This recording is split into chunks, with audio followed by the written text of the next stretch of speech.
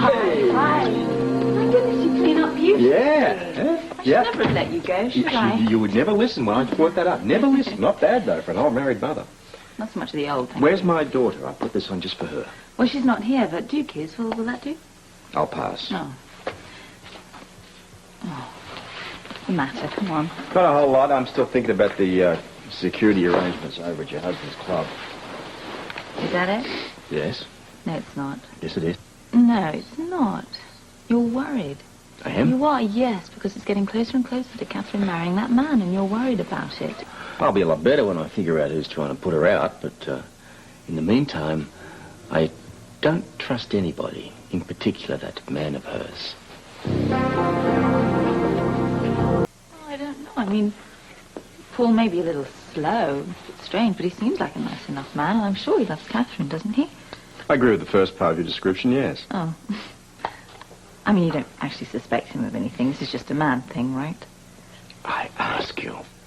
I mean, you're talking to a cop here. Have you ever known me to get personal feelings involved in my professional Watch what you say. Look, it's just that there's something smells wrong about that whole relationship. I get the feeling the guy puts on a show just for me. I'm sure he does. He's probably a bit jealous of you. And all this talk about their bloody wedding, I mean, you'd think he was the bride. Maybe he really is after her money, Robert. I mean, if you think that he had something to do with this, he tried to murder her, then that would have mean that he was involved with the other murders. Her parents and her sister, and that's serious, Robert. Mm-hmm. But you're right. I don't think he's the type. In any case, I still don't have anything concrete, neither him or Donna. And the mere mention of that subject sends Katherine right through the roof. That's because she's a very loyal person? Yeah, well, loyalty can get you killed just as easily as stupidity or ignorance. But she'd have to be really stupid if she was going to marry somebody she had the slightest doubt about. Yeah.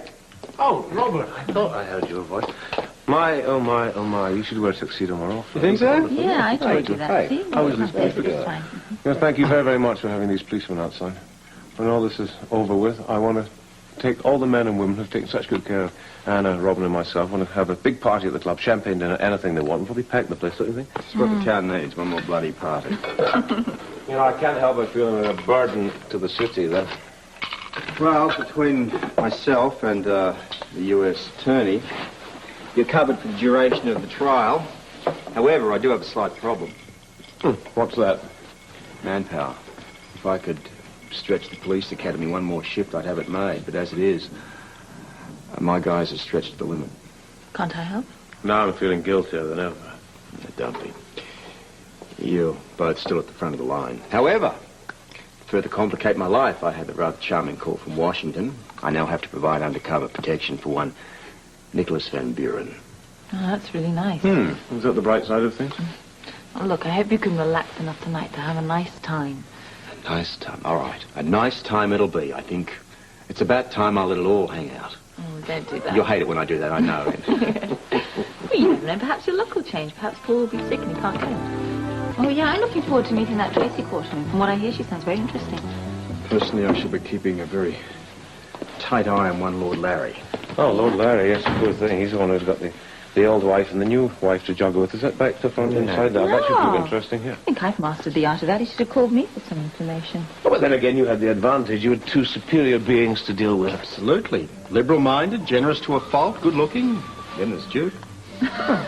I think Duke's been extremely generous sharing his wife with her ex. I'm not sharing my wife, only your time and your expertise. But I never looked upon you as an ex. Oh, you didn't? Oh, you were my mate, my buddy, my pal. You just happened to be around when I wanted to become a father. Is that how you see me? So, well, we all have our albatross to bear. Come on. I think I know where we ought to be. Come on. No, you're just saying that. Oh, no, I'm not just saying. No, I really you- hate you. Yeah, please. I've got the book now. Good evening. Hello. Please. How are you? Nice to see you. Jane, how do you do? Thank you very much. Very, very welcome. Very much. Thank you. All right? Thank you. Hello. Hello. Come in. I'm so glad you could come. Thank you. Come meet our guest of honor, Tracy. Excuse me, darling. Tracy, this is Duke and Lavery. Hello. Robert Scorpio. He's our police commissioner. Police commissioner. Well, I pity the poor crooks. I bet you're utterly relentless. Right. Right. What a pleasure. Nice to see you. Robert, how are you? Alan. Nice to see you. Had any good patients? None whatsoever. Good evening, Commissioner. Excuse me. Robert, I'd like to thank you for sending the police escort. Yes, except for the fact that we didn't need him. Well, maybe I did it for my own personal peace of mind. In any case, the plainclothesman stays until both Katherine and myself are convinced that he's no longer necessary. Excuse me. Excuse me. Excuse me. Excuse you. Oh, I don't know, but I think this evening's going to be very interesting. Yeah, that's if we survive. So you're touring the entire world? The old roundy bit, eh? Well, not the entire world, just Far East and most of Europe. Always been fascinated with something like that, you know? Yeah, about what? Oh, you know, is it true that the old toothbrush never has a chance to dry between piano playing? Well, it does depend on the humidity, so I carry 3 toothbrushes. All different Okay. colours, All too, different. I'll bet. Red, white, and blue. Well, very American. Yeah, here. Bon appetit.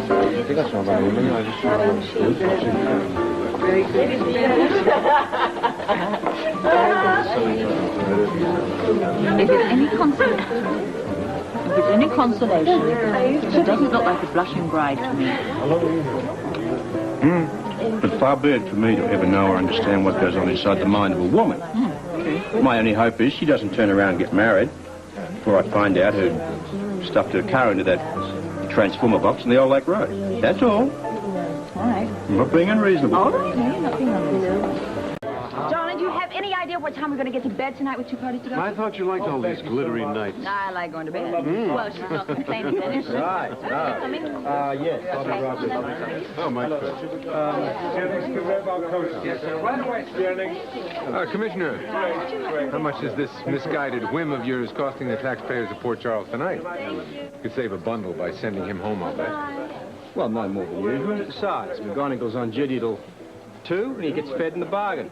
Not a bad gig, eh, Sergeant? I'll take a gig like this anytime. Here you go. Is this your coat, Paul? Yeah, thank you. Thank you. We'll see you later. See you guys. Good night. See you later. Go. I thought it'd be you. Wow, what a pleasant surprise. If it wasn't for all these other people here, I think I'd come home. Oh. It seems like you're having a lovely party. Oh, well, it's because it started out so beautifully at your club tonight. Oh, well, in that case, tomorrow I shall take an ad out in all the newspapers carrying your endorsement. Okay. Thank you very much. I hope you don't mind being joined by a custodian of the law who was talking to the drink trade, trying to talk you back to him. Well, it serves you right. You didn't dance with me once all night tonight at Duke's Club. Huh? Yeah, you didn't. Well, I discovered that in certain circles, dancing with you is frowned upon by some people. Some tall people. Yeah. Well, if you want me to forgive you, you're simply going to have to join me in a glass of champagne. It's going to be crowded, but all right. I bagged the deep end, all right? You get it. I don't have to take my shoes No, off. you don't. Hey, you two. Robert was right about Paul looking very serious. Well, he might have to get used to it, you know, because Catherine's been very encouraging towards Robert tonight. Really?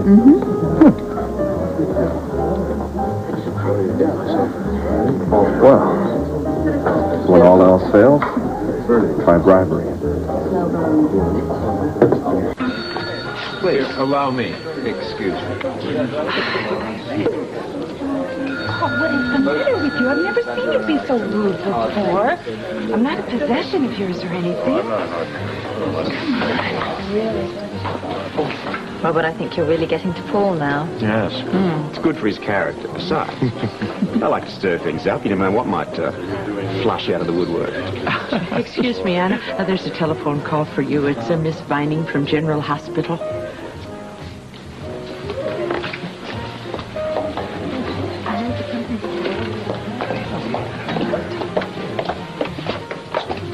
Hello, Amy?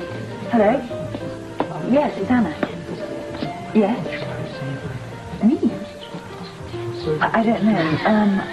I'll have to think about that. Yes. Okay, bye-bye. Scott! Scott! Scott! Olivia? Yes. Come here. What's up? That was Amy on the phone, and Olivia apparently read an article in the newspaper about the elevator and everything. She got hysterical and wants to see me. She's getting her memory back. You know, sometimes a shock like that just jars things. Amy said that she didn't know whether she was getting her memory back. By bullet time. Yeah. No. I have to. This could be what we've been waiting for. I have to speak to her. Excuse me a minute. What? Things come up in the Jerome case. I got to get to the hospital, so let me give you some cab fare. No, it's okay. Listen, I hear opportunity knocking for you. You go on. I'll be fine. Don't worry. I'll get a ride home. I'll see you there. Careful. You're not leaving. Look, I'm sorry. Something's come to the hospital. I was just hoping we might have a chance to talk, but... Well, I doubt this lasts more than an hour or two. Get a pop by the hospital, maybe we can go for a walk, watch the sunrise, have a coffee. Well, do you mind if the answer is maybe? I have a house full of guests, and I should get rid of them first. Good idea. Don't bring them along.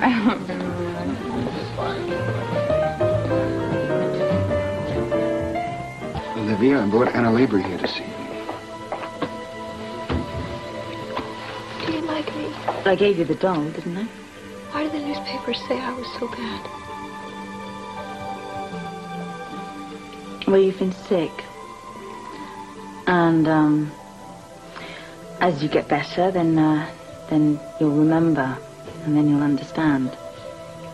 I want to understand now. But I'm afraid to remember. I'm afraid because I'm afraid if I did do something bad, that maybe everybody would hate me, and I don't want everybody to hate me.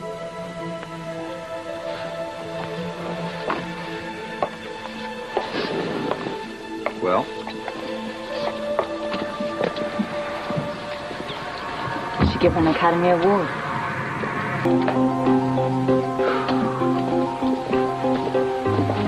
She's asleep. I told you not to do that. Do what? Give her a shot. I'll make the medical decisions here, Commissioner. You push me too far, Davis, and I will get a court order relieving you of that responsibility. Look, No, okay, listen, please. Dr. Davis, could you tell me about her reading ability? What about it? Well, I don't understand. I mean, if she's behaving like a 6-year-old child, how is it possible that she can read an article perfectly? She read the headlines. See, that's pretty usual in cases like this. You can have memory failure without losing your basic intellectual skills. There's a lot of literature and articles written about it. Well, if I got hold of those articles, and I'd read them very carefully, do you suppose I could convince, you, for instance? But if you're asking if I'm infallible, Miss Lavery, I'm not. Well, no, I'm asking, can you tell the difference between somebody who is genuinely ill and somebody who has every reason to fake it? I make my living studying the human mind. As far as I'm concerned, she's not faking it. Sorry. You're sure of that? No, I'm not sure, but I'm almost convinced of it. Tell me something, Doctor. How convinced in your convictions would you be if she'd murdered your child? Oh, look, I suppose... Now, listen, you'd probably want to rip her head off. Look, Well, thank you, Doctor. Selective recall is always subject to these kind of questions, Commissioner. People like Olivia can retain basic skills. They can read, they can write, and sometimes perform near miracles. Well, that's great. You write me a letter. I'll Okay, send it back please, next let's time she go kills home. somebody. Can we go home? I agree. I think Excuse it's me, a great please. idea. But I think I might stick around for a bit. What, are you waiting? I might, I know. Robert, you have a telephone call? It's Katherine Delafield. Sure.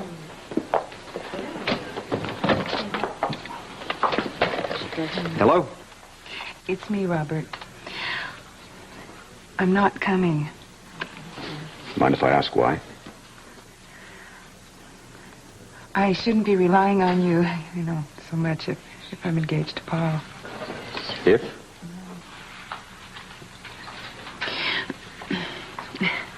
I have a lot to think about, Robert. Please understand. Of course I do. You get some rest. Good night.